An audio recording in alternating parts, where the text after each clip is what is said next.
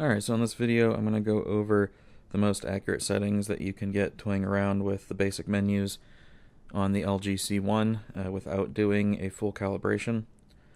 So right here I have a good starting point, and this is SDR using ISF Expert Bright mode.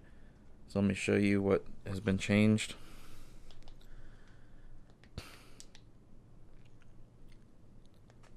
So first, let's start off with why I'm using Expert Bright. Well, for SDR content, that's most of your TV shows, gaming that's not in HDR, and Blu-ray movies and whatever.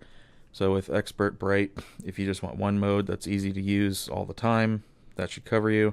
And then we can also do Expert Dark or Cinema for nighttime movie viewing. I think Filmmaker is a little too dark. It's supposed to target 100 nits, but I was getting closer to 90, 95. So anyway, Expert Bright, as you can see with some basic settings, was pretty accurate. So previously, with the contrast turned up a little bit, whites were not clipping, but with the Spears and Munzel disc, it has a different test pattern that also shows color contrast, and so turning it up too high will cause some colors to have clipping. So I have set that to 85, which is the standard. I didn't have any clipping on mine until about 88, but that's going to be panel to panel variance, so it's close enough. You can just leave it there. Screen brightness. So if you are in the first 100 hours of your TV, you will probably have crushed blacks until around 80 to 100 hours if you leave this at 50. So in that time, you could set it to about 56. This is probably a good middle ground, because I was seeing 56 to 58 to not have clipping in dark areas. But again, it's a short period of time, so I would set it to 56 out of the box, and then after you get about 100 hours, drop it down to 52 or 50. So everything else is pretty much as it was. So peak brightness, when you use this, it will throw off the color accuracy. So if you need more brightness, you can turn it on, but your colors won't be as accurate.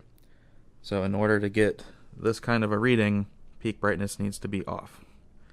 And so with the OLED brightness at 100 and peak brightness off, you got 245 nits. And so what I did for testing that to make sure I get consistent values, because if I just hit test right now, it's going to go from the black screen to a bit of gray for a couple seconds. It's going to throw up the pattern, and this is going to come in under 245.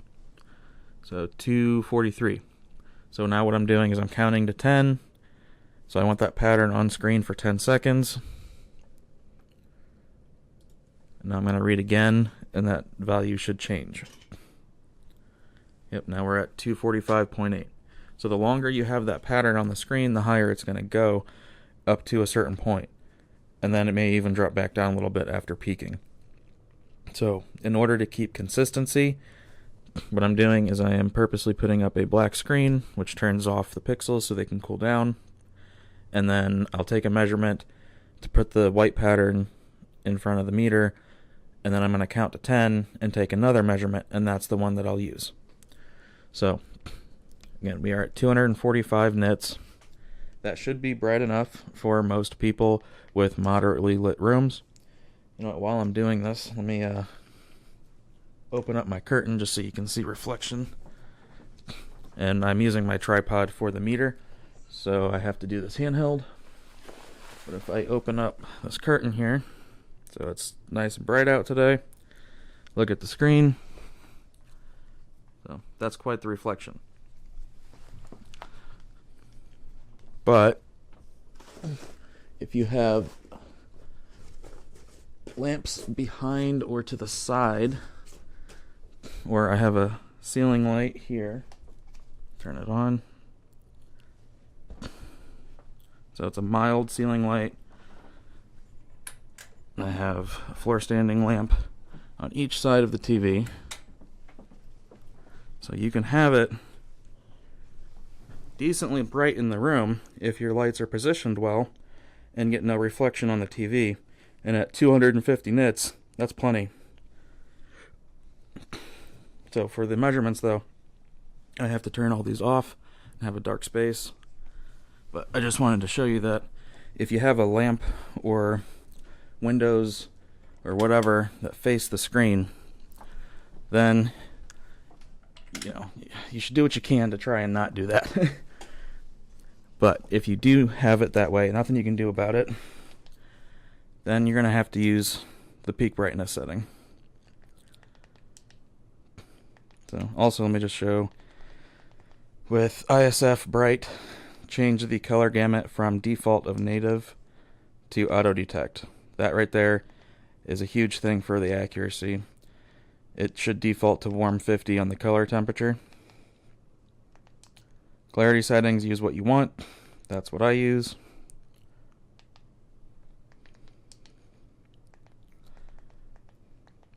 Dynamic contrast, just keep that off. Gamma for bright room, you want it at 2.2.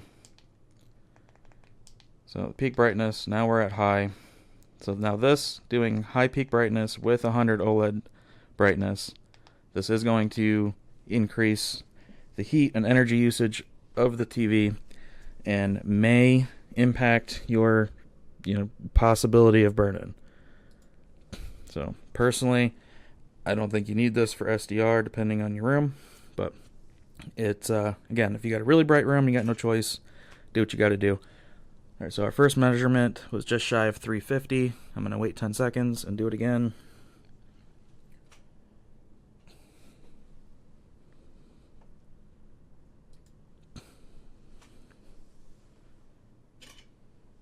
So 355. Now, if that's still not enough, then you can come back and increase your contrast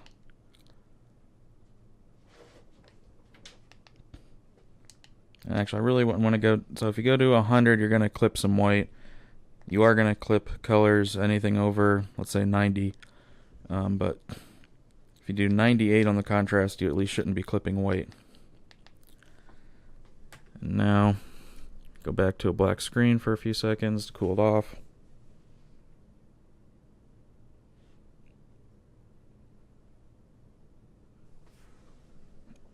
Alright, and take our first measurement.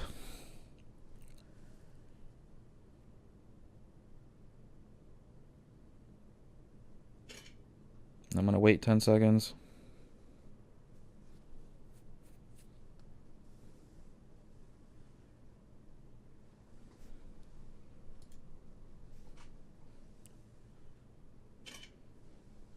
So now, just shy of 430 nits. So that's a worst case scenario. You have, open window, bright lights, whatever, facing the screen.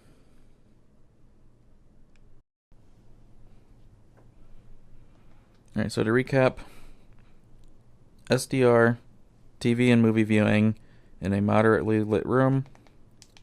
Going to use Expert Bright. OLED brightness anywhere from 85 to 100, depending on your room. You adjust it whatever looks right to you in your space. Come on, remote.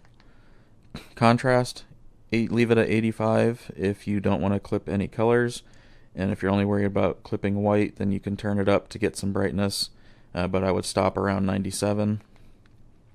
Screen brightness, set it to 56 if you're just opening it out of the box. Otherwise, just put it at 50 to 52 after your first 100 hours.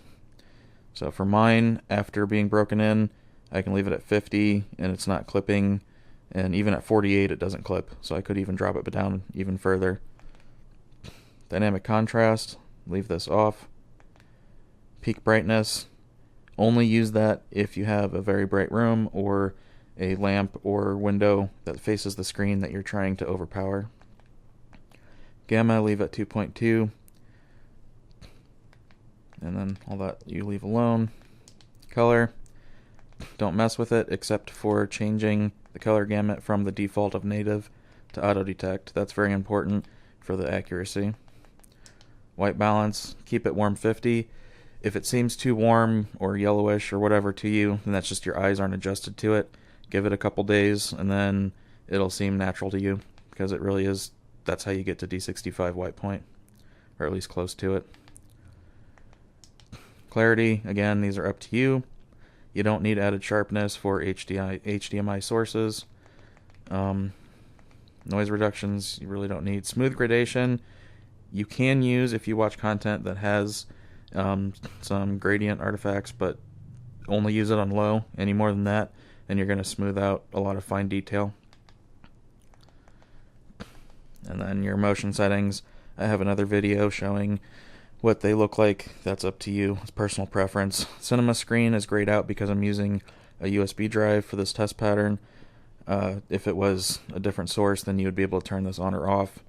Again, up to you. I would just leave it on because it's only going to affect, for 24 FPS content. Aspect ratio. I like, if I'm watching something that's shot in 4:3 or whatever, for it to display it as it was originally shot. So I'm going to use original and have just scan on, so that way there's no stretching.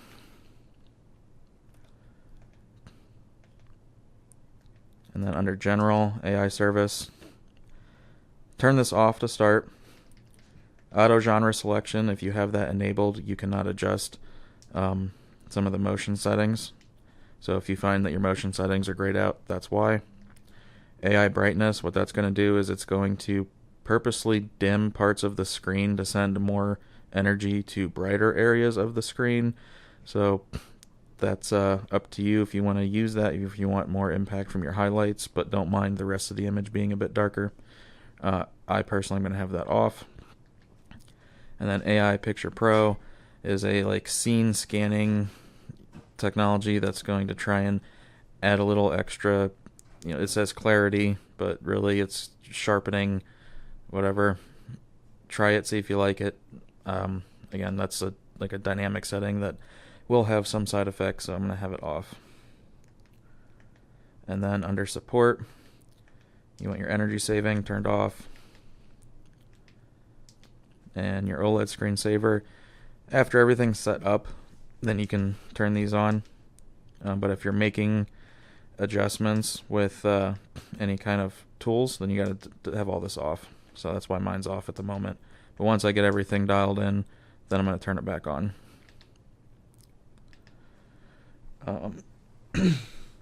So that is the recommendation for SDR Bright. Again, let me pull this back up. You can see the errors are all under 3 by quite a good margin. So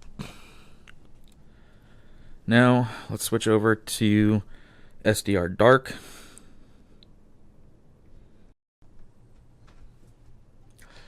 Alright, so now I just checked the Expert Dark Space out of the box. This is what the settings look like.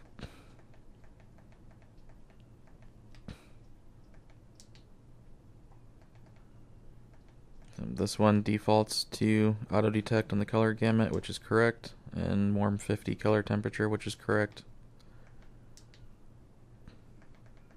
And again, clarity stuff is all up to you. And measured after having the pattern on screen for 10 seconds, 146 nits. So me personally, I like around 150 for SDR movie viewing. The standard is to aim for 100, so you can just adjust the OLED light control to put the luminance however you want it. So, and then this is how it measured out.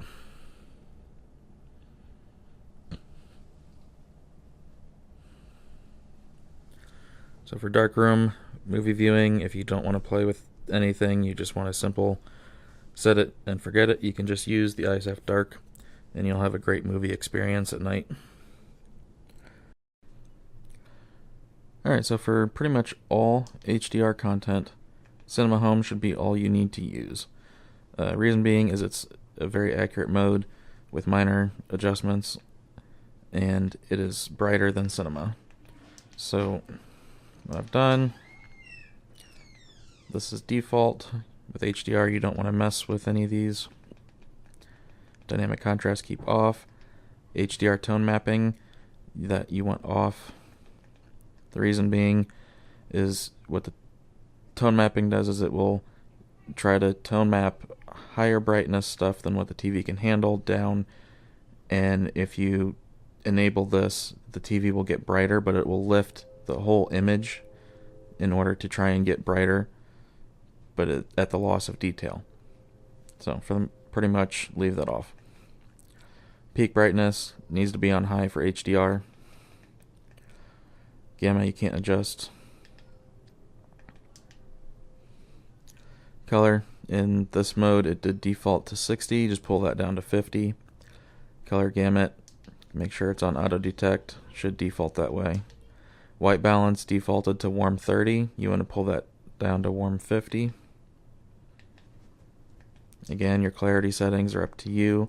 Some of these, like I think sharpness was at 20, pulled that down. These were on low, turn them off. And so with the 10% white window on the screen for 10 seconds, I got 730 nits. And the accuracy was quite good. Around the 60 to 70 mark, you have a little bump there. That's normal. That's just for the EOTF curve.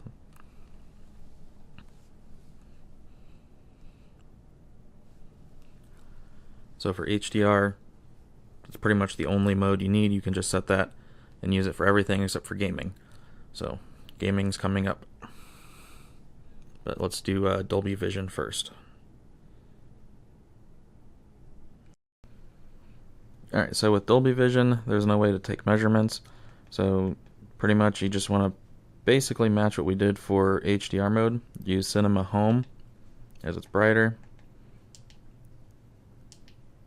And just leave it pretty much all alone. With Dolby Vision, you don't want to be messing with anything. A lot of it's grayed out anyway.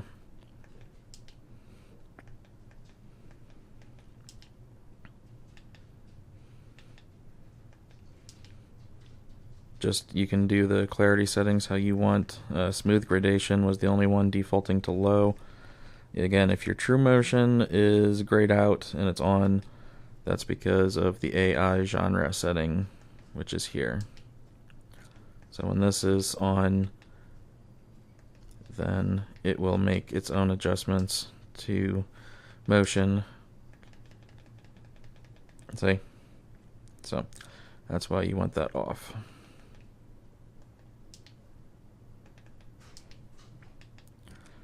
And that's all you need to know for Dolby Vision. So let's go into games.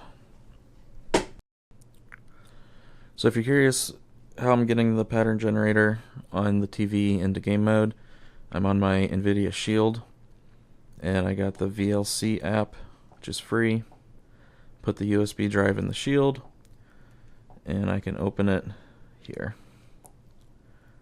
So I'm going to go with SDR first, and now I can access game mode on the TV.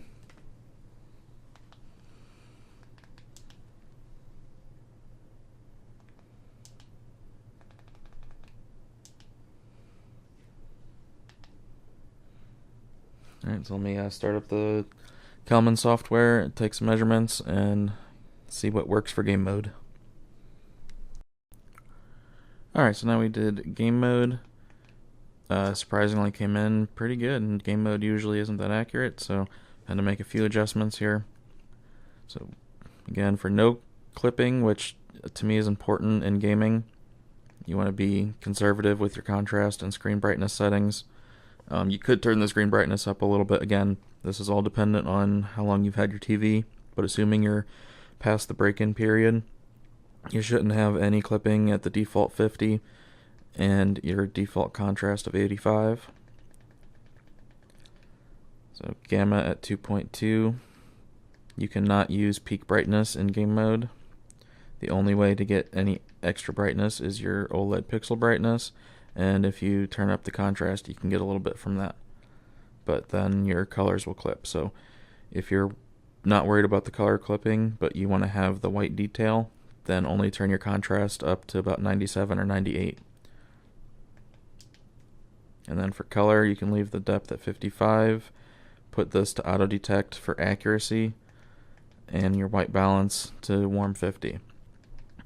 Now, because it's a video game, and some people want the colors in the video game to be a little oversaturated, that's a personal preference thing. That's up to you. You can enable native. It will make your colors more saturated, but they will be less accurate. So that's up to you.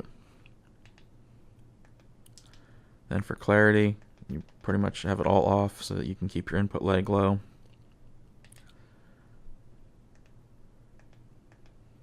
Alright, and then AI service is all off. Game optimizer, I would have this on, but for testing purposes right now I have it off. And when I turn it on, I wouldn't really mess with the stabilizers too much, because I mean, do you really want to mess with it every time you change your game? If you do, go ahead. That's up to you. I personally won't be. I just want it on for lower input lag. However, if you do have an Xbox Series X, then you don't need to worry, because you can force 120 Hertz. The TV will then be in its lowest input lag without having to have this on. And then, again, just make sure your energy saving is off. And for gaming, I do recommend having screen move on and logo brightness on low or high. You know, that's up to you, but just have this stuff on. Now, the downside to this, having game mode accurate, is only 210 nits. Come on, where's my focus? There. So this was taken with the window on the screen for 10 seconds. And here's the measurements. So that is quite good, especially for game mode. But like I said, that's not very bright. So what do we do? Well, this is where I'm going to throw a little accuracy out the window for some brightness. Going to turn the contrast up to 97.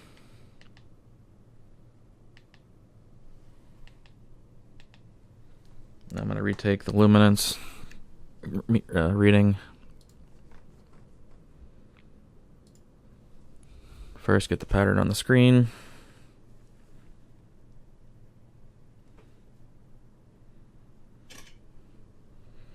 So already at 245. I'm going to wait 10 seconds.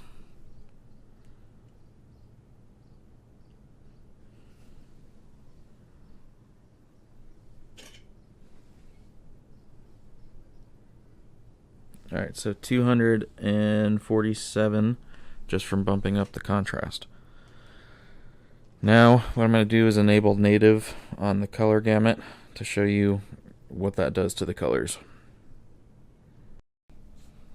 Alright, see, this is what turning on the native color gamut does in game mode.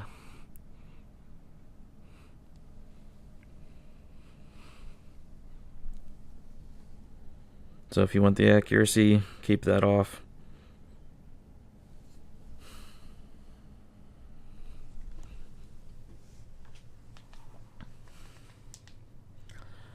Alright, now let's switch over to HDR, do game mode in HDR. But recap here. If you want the little extra brightness, you're going to have to put your contrast up.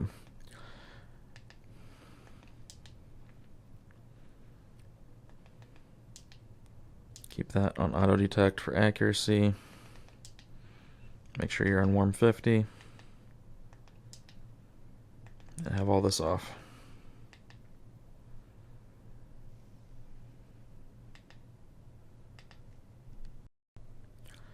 Alright, now for HDR gaming, obviously game optimizer mode. Leave pretty much all this alone except to change your HDR tone mapping to HGIG. color, change your white balance to warm 50, make sure your gamut is on auto detect. You can leave the color at 55, turn your sharpness down to 0, turn all this off. Now I had the game optimizer off during readings, measurements, but you will want to have that on for your VRR, G-Sync, etc. Your white stabilizer, dark stabilizer, we can go into depth with that later, but pretty much that's going to be a game-by-game basis, so I'd leave it alone unless you want to mess with it for every game you play. OLED Motion Pro is going to reduce your brightness, so don't mess with those. Your prevent input lag, you can set this to boost if you're going to be using a 60 Hz source, but if you have an Xbox Series X or a computer and you're going to set it to 120, then that won't make a difference, and your input lag will be under 6 milliseconds at 120. So, and your fine-tuned dark areas, again, that's going to be dependent on the game. For our measurements, got 730 nits in HDR, and our accuracy was actually quite good. If you look at the colors, the only colors that really air out is yellow. Everything else was much lower. And again, that bump around 70 is from the HDR tone curve, so that's normal. Alright, and that should be all the modes that you need for the LG C1. I imagine a lot of this would carry over to the G1 as well. And now I'm going to show clipping patterns for the contrast and brightness, and then get to content viewing. Alright, this is the Spears and Munzel 4K disc, and this is the contrast clipping pattern for Rec 709. And I just want to show as best as I can on this camera. It's really hard to see some of the finer bits of white. Let me bring up the pointer here. Come on, there we go. So like over here, I don't think the camera is showing that, but in person you can see the little gray bars flash all the way. So 85 we get no white clipping, and then up here the contrast thing's kind of blocking, but you got red, green, and blue boxes, and what you need to be able to see is the little dark box in the center flashing as well. So the camera appears to be picking up the green one, so I'm going to point at that so you can see it. So as I turn up the contrast,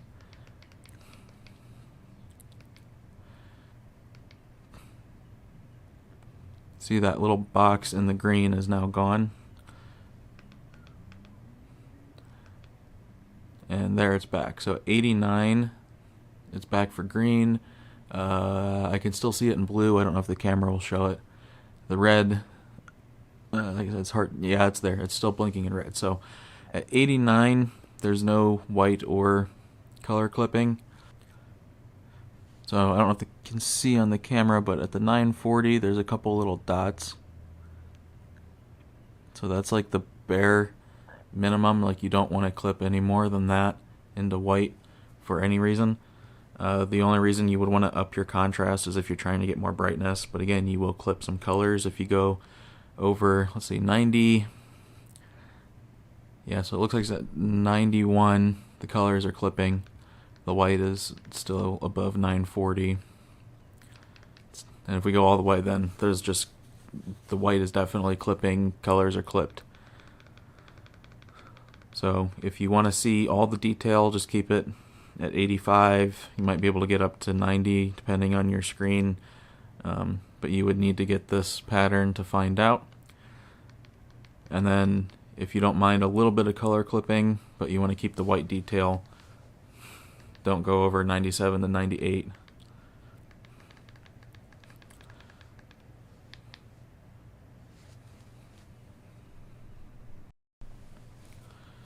Alright, and this is the brightness clipping pattern, and the way this one works is you need to be able to make out the detail for this 2% and 4% bar on the right side.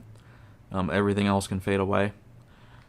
So with the C1 out of the box, when it's not broken in, the brightness would need to be up close to 60 in order to make that visible, but right around 80 to 100 hours you can bring that down. So I have my ISO maxed out on the camera. It's not going to show it all the way, but in person, if I go to the default of 50, I can still see the 2% and 4% bars, and then I can actually go down to 48 and still make it out, and at 47 the 2% goes away.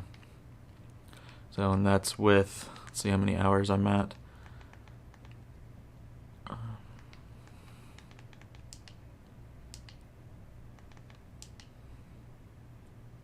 104 hours. I would say it was around 85 that settled, but I was also doing color slides to break it in faster. So with these patterns and the TV being broken in, that's why now I'm recommending pretty much in most modes to leave it at 85 contrast and the default 50 screen brightness.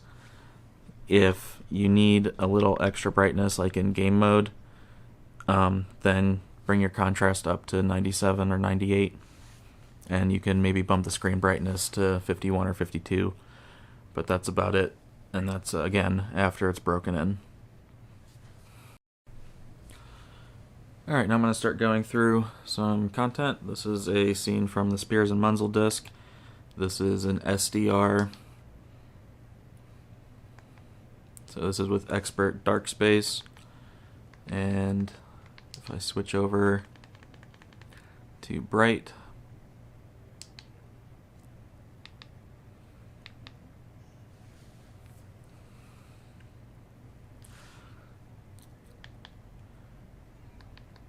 now obviously it's not a game, but we'll go into game mode just to show that it doesn't change very much.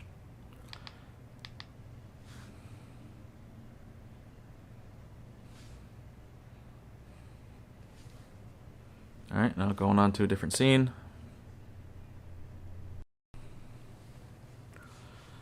Alright, now this is a mostly white scene.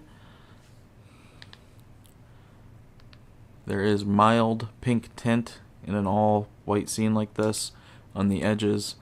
That seems to be a side effect of the new panel. Now switching out of game mode back into Expert Bright. Looks nearly the same.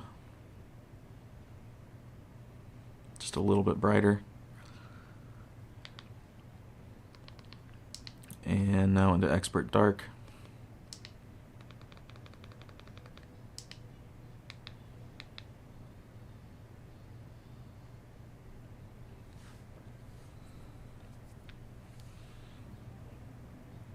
Alright, and we are still in Expert Dark. I gotta say, the contrast levels that you get on this is just really insane.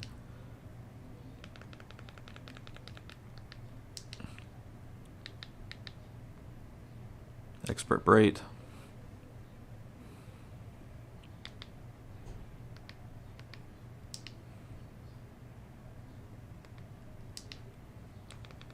Alright, this will be the last one I switch over to game mode for without actually going to a game. Just want to show that with these settings, game mode actually is pretty accurate. It looks very similar to the other ISF expert modes.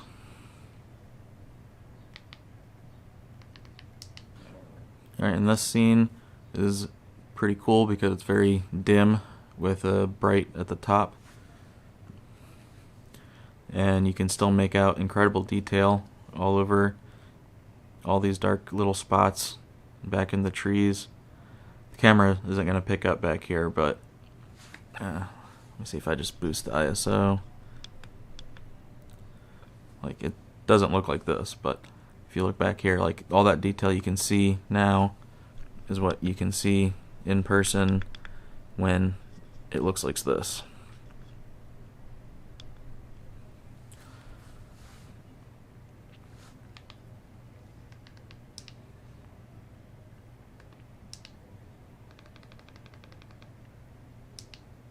If I switch to dark, now I gotta adjust the camera to make up for it.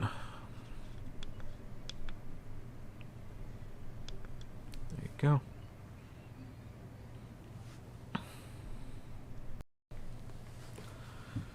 Alright, and here's a nice bright scene. And we are still in Expert Dark. Now here's Expert Bright. And that really does look incredible. Like, the camera is doing pretty good at capturing it, but it's still so much better in person. Alright, I've now switched the Spears and Munzel demo material over to the HDR 1000 nit setting, and I am in the HDR Cinema Home settings that I came up with, and try and go through the same scenes.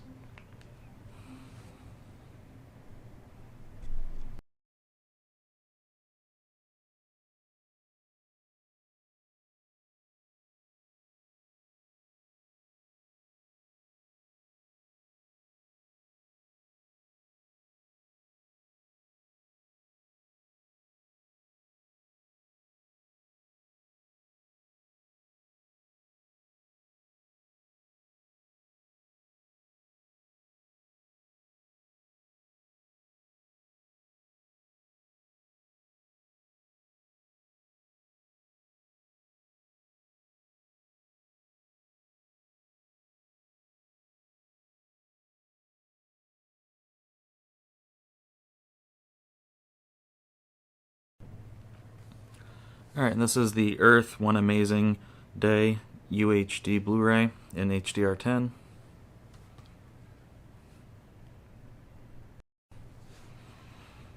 And with this, you can see how well it's picking up the detail of the rays from the sun.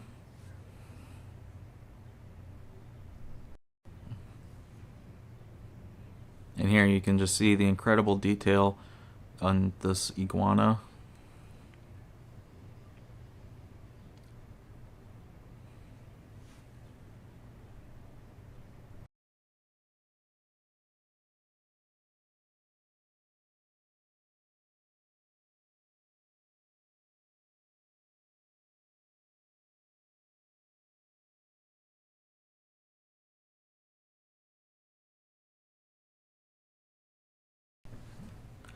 I don't want any of these scenes to play for too long and get a copyright strike, but I'll play a few seconds.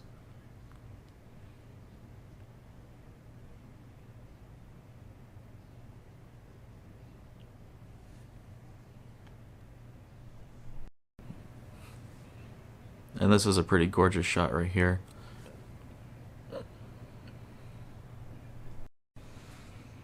And here you can see the specular highlights of the sun coming through the leaves.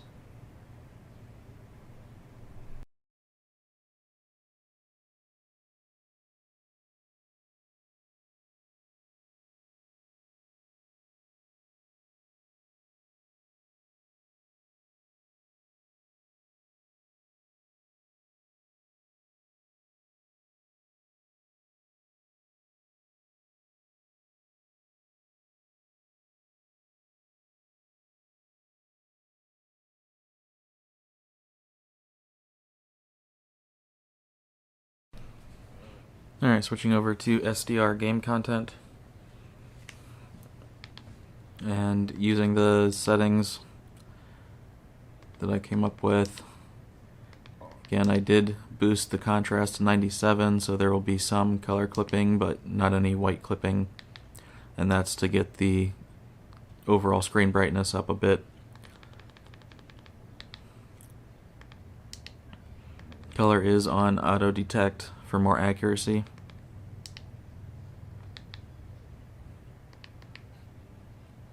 And like if I were to change this to native,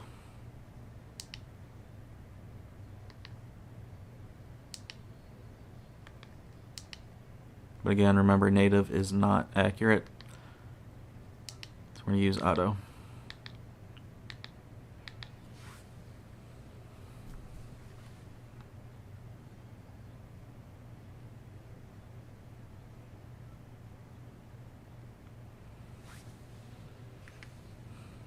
And if you mash your green button on the remote, you bring up the FreeSync information.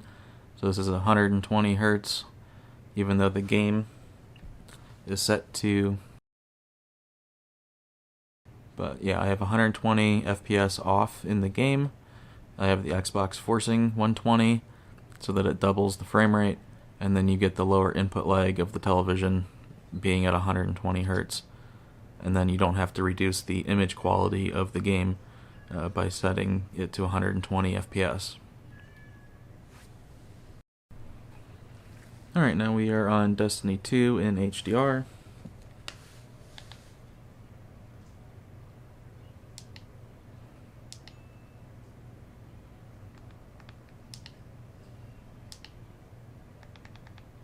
HGIG is enabled,